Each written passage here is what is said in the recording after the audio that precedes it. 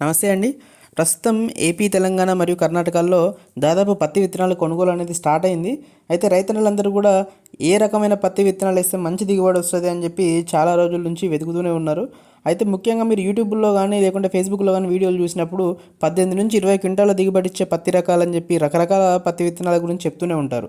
కానీ దీనిలో నిజం ఎంత? మనం ప్రస్తుతానికి తెలంగాణలో చూసుకున్నట్లయితే 10 నుంచి 12 క్వింటాలు మాత్రమే అత్యధికంగా వస్తుంది. కానీ అదే మనం ఏపీ, రాయలసీమ లేదంటే కర్ణాటకలో చూసుకున్నట్లయితే ఈ 17-18 క్వింటాల పత్తి అనేది రావడం జరుగుతుంది. అయితే ఇక్కడికి అక్కడికి ముఖ్యంగా ఉన్న తేడా ఏంటంటే తెలంగాణలో కొంచెం నెంబర్ ఆఫ్ స్ప్రేయింగ్స్ అంటే మనము స్ప్రేయింగ్స్ అనేది తక్కువగా కొడతాము. అదే ఏపీలో కానీ లేకుంటే కర్ణాటకలో కానీ నెంబర్ ఆఫ్ స్ప్రేయింగ్స్ అనేవి కొద్దిగా ఎక్కువగా ఉంటాయి. ప్లస్ కొంచెం కాస్ట్లీ మాలిక్యూల్స్ కూడా యూజ్ చేస్తారు. దీనివల్ల వాళ్ళకు ఒక 5-6 వేలు ఎక్కువ ఖర్చు అయినప్పటికీ కూడా దిగుబడి అనేది 5-6 క్వింటాల పైన ఎక్కువ వస్తుంది. సో అయితే మనకు ఈ ఏపీ, తెలంగాణలో లేదంటే కర్ణాటకలో గత సంవత్సరం మంచి దిగుబడులు ఇచ్చి ఈ సంవత్సరం కూడా మంచిగా సేల్ అవుతున్న పత్తి రకాలు ఏమేమి ఉన్నాయో ఇప్పుడు మనం చూసుకున్నాం. దానిలో మొదటగా చూసుకున్నట్టయితే ఈ కావేరీ కంపెనీకి సంబంధించిన బంపరు. ఈ కావేరీ బంపరు సైజు కూడా చాలా బాగుంది కాయది. దాంతోపాటు నెంబర్ ఆఫ్ కాయలు కూడా చాలా ఎక్కువ వస్తూ ఉన్నాయి. కాబట్టి కావేరీ బంపర్ కూడా మంచి సేలింగ్లో ఉంది.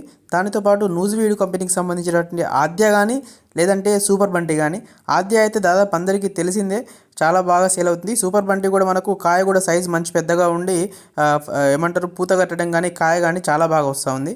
దానితో పాటు ఇంకా అందరికీ తెలిసిన మోస్ట్ ఫేమస్ వెరైటీ రాశి స్విఫ్ట్.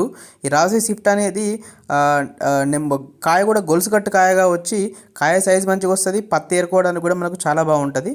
దానితో పాటు ఇంకొకటి ప్రవర్ధన్కి సంబంధించినటువంటి రేవంత్. నేను చూసినంత మట్టుకి ఈ ప్రవర్తన్ కంపెనీకి సంబంధించిన రేవంత్ తప్పకుండా మీరు ఒక 4 ఎకరాలు వేస్తే 1 ఎకరం వాడుకోండి, చాలా బాగుంది. దీనివల్ల మంచి దిగుబడులు అనేది రావడం జరుగుతూ ఉంది.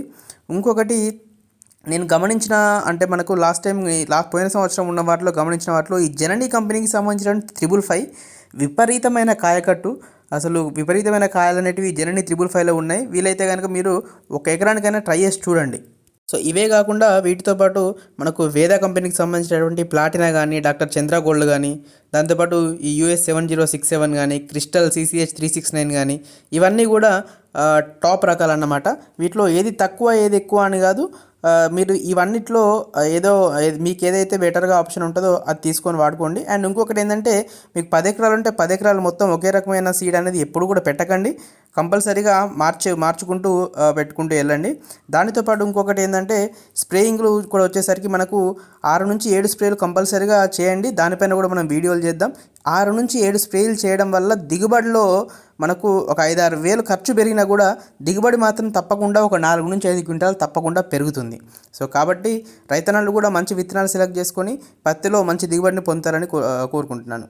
దాంతోపాటు మీ ఏరియాలో ఎక్కువగా ఏ పత్తి రకాలు సాగవుతున్నాయో కామెంట్ చేయండి.